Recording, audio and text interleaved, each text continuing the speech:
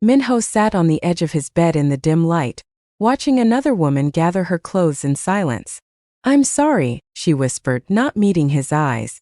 "I thought I could, but I can't do this." Park Minho didn't respond, just nodded, expression carefully blank. She was the third this month. 53 years old. The most feared crime boss in South Korea. Men trembled when he entered rooms. Rival gangs avoided his territory. But here in his bedroom he was just a man watching someone leave. The first woman had frozen, eyes wide, before whispering "I'm sorry," and disappearing into the night. The second had tried, really tried, but minutes in she was crying, pushing him away. "You're too much. You're too much."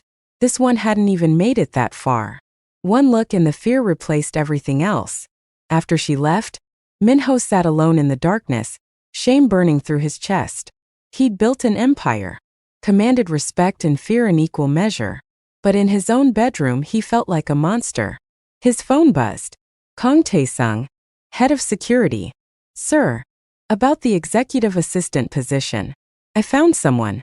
She's different." Minho closed his eyes.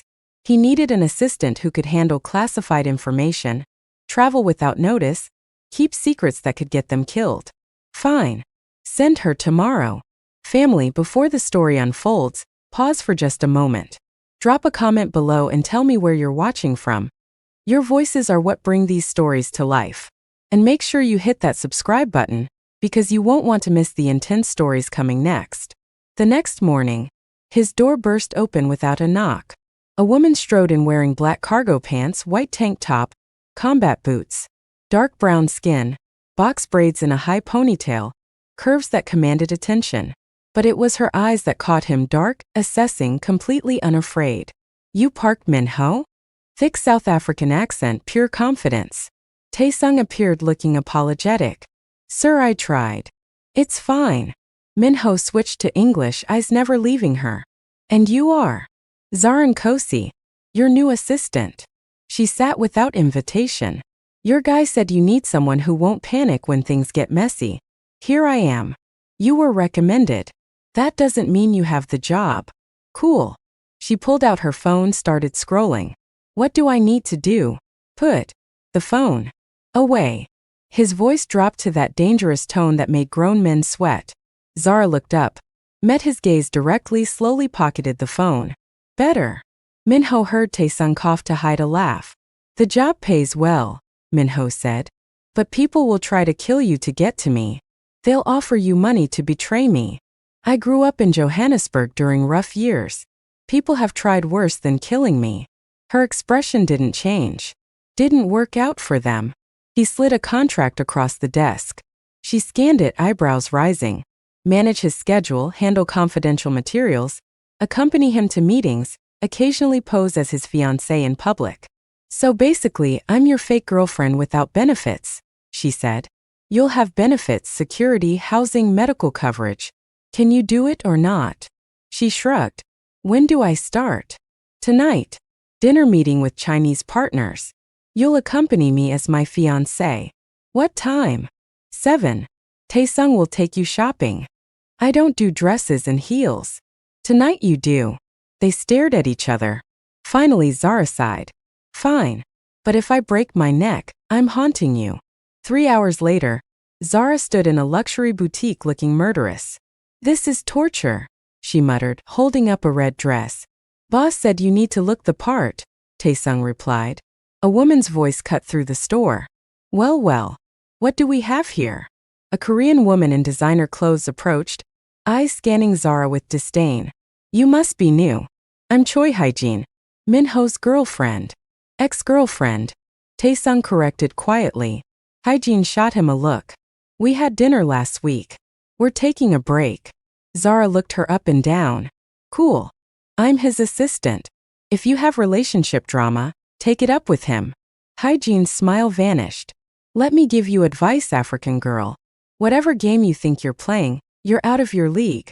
The slap came fast. Hyejin stumbled backward, shocked. Before she could recover, Zara grabbed her designer blouse, lifted her, and carried her straight out of the store to the dumpster outside.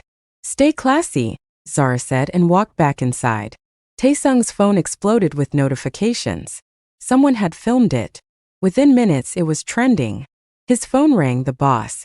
"We have a situation," Taesung said. "I saw." Minho's voice was unreadable.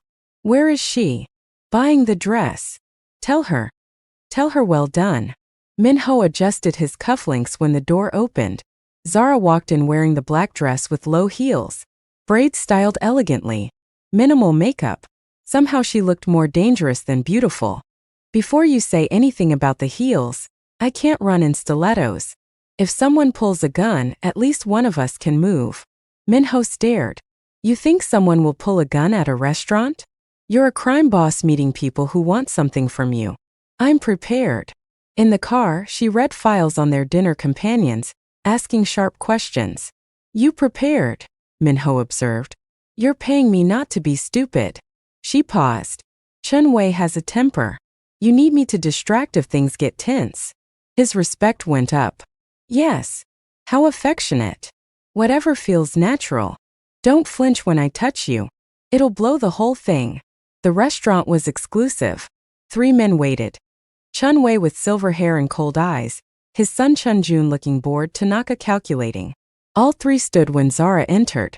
"Gentlemen," Minho said smoothly, hand finding her back. "My fiancée, Zara." She smiled genuinely. "Wonderful to meet you." The first 20 minutes were normal business. Zara played her part perfectly, interested but not intrusive, asking intelligent questions. Then Chun Wei commented about Minho being too old for expansion. Zara's hand slid across the table, resting on Minho's arm. "You know what I love about Minho? He doesn't need to prove himself with words. His results speak." She squeezed gently. Minho felt something unexpected. Warmth spreading through him. She was doing this on purpose. The conversation continued, but now Zara was fully committed. She touched his shoulder when she laughed, leaned into him when she spoke. When she brushed imaginary lint off his collar, fingers lingering, he nearly lost composure. When she pressed a kiss to his cheek, his breath caught. "Overdoing it," he murmured. "Contract says make it believable," she whispered back. "Just being thorough." By dinner's end, the deal was signed. Alone in the car, Zara pulled out her phone like nothing happened. "What was that?" Minho asked. "Acting. What you paid for." "Very convincing." "Good." She glanced at him with amusement. "Did I make you uncomfortable, boss? Just tone it down next time." At the penthouse, she headed for her room. "See you tomorrow, boss." "Zara." She turned. "You did well tonight." A genuine smile. "Thanks.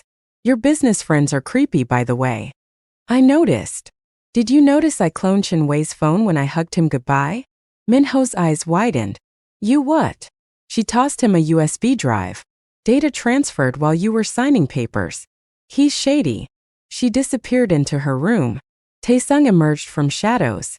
"Sir." "She just pickpocketed a Chinese mafia leader." "I know. And you're not firing her?" Minho looked at the drive. "No. I'm giving her a raise." The days blurred into a rhythm.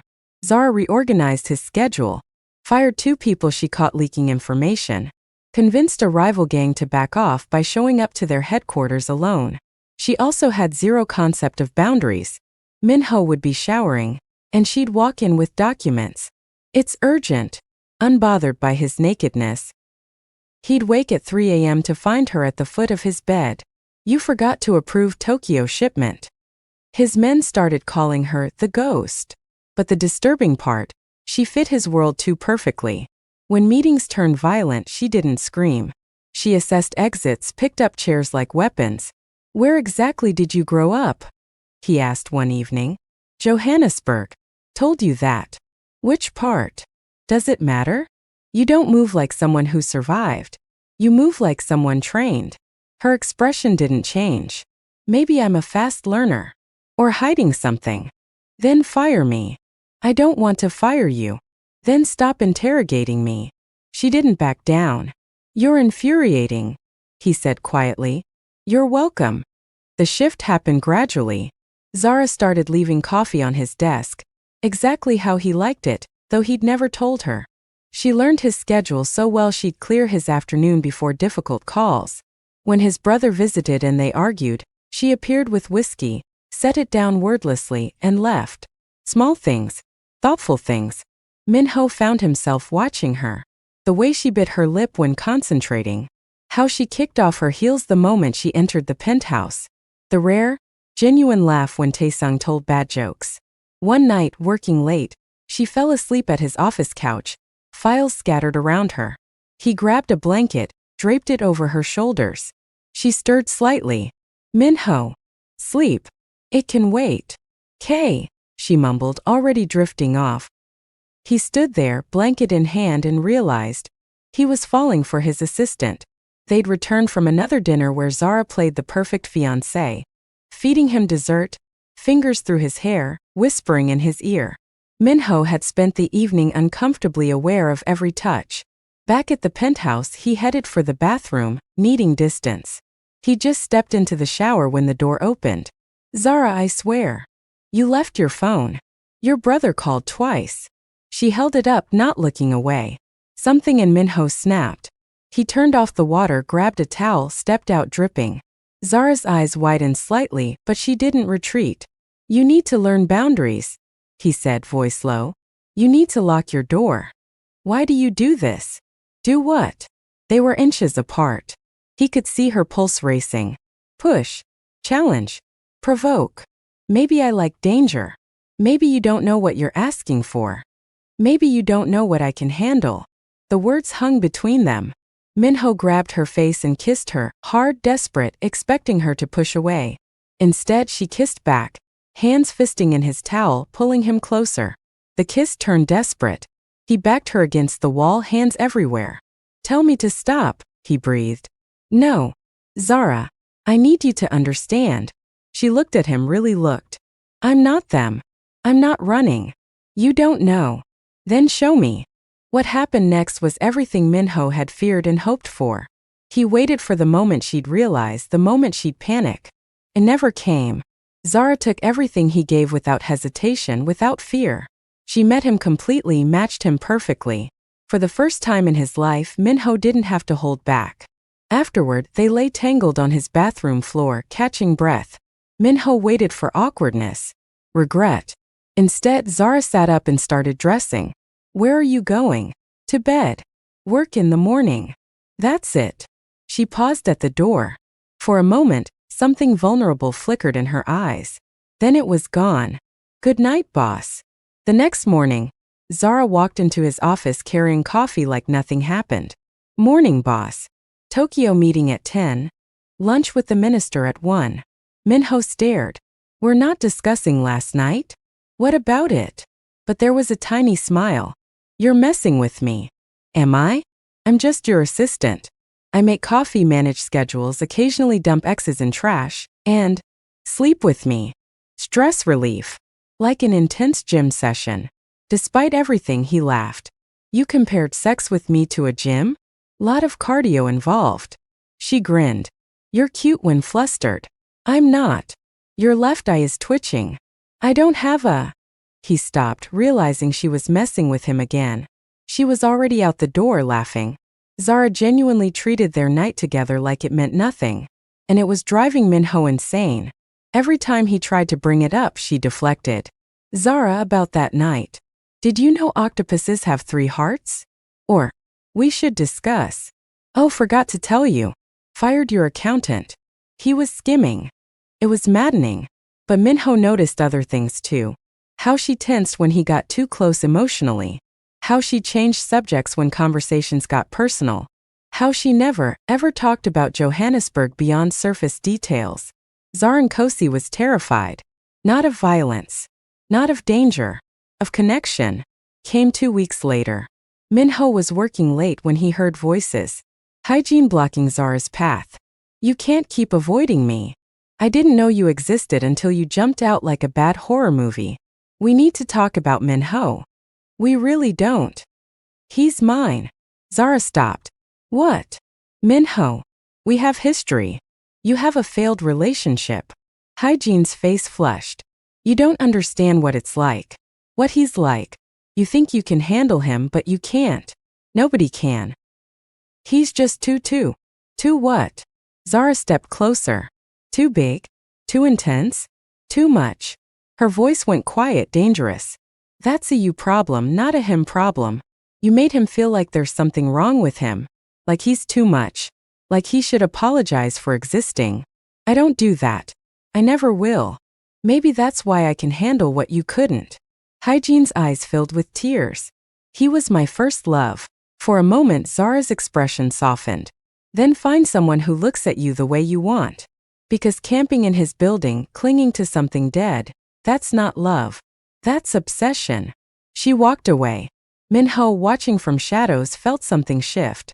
He found her in her room, staring out the window. I heard what you said. She didn't turn. She cornered me. You defended me.